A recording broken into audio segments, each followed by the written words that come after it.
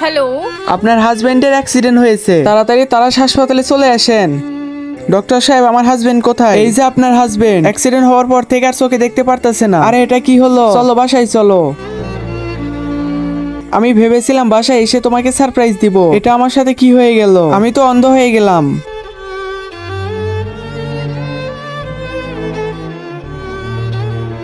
আমি তো আর চোখে দেখতে পারতাছি না। তুমি প্লিজ আমাকে ছেড়ে যেও না। না না, আমি তোমাকে কখনোই ছেড়ে যাব না।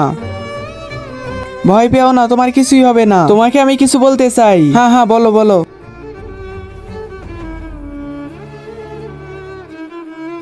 তুমি আমাকে ছেড়ে চলে গেলে এখন আমি একা কিভাবে থাকবো? ভাই চলো, কবরের কাছে নিয়ে চলো।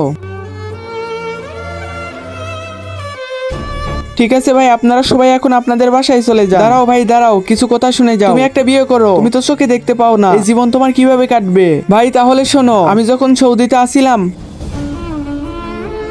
আরে বোন, তোমার কি হয়েছে? অনেক কালো কালো দাগ দেখতাছি। ডাক্তারকে দেখাইছিলাম কিন্তু কোনো সমাধান দিতে পারেনি। আপনি তো জানেন আমার স্বামী সৌদিতে কাজ করে, ও তো কিছুদিন পর বাসায় আসবে। ও আমার মুখ দেখে কি মনে করবে?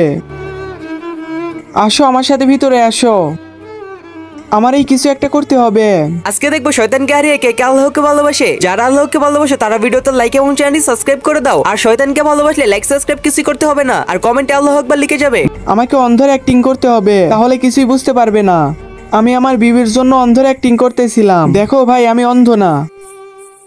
বন্ধুরা, তুমি একটা সুন্দর ছেলে অথবা মেয়ে হয়ে থাকলে ভিডিওতে লাইক দিয়ে চ্যানেলটি সাবস্ক্রাইব করে দাও।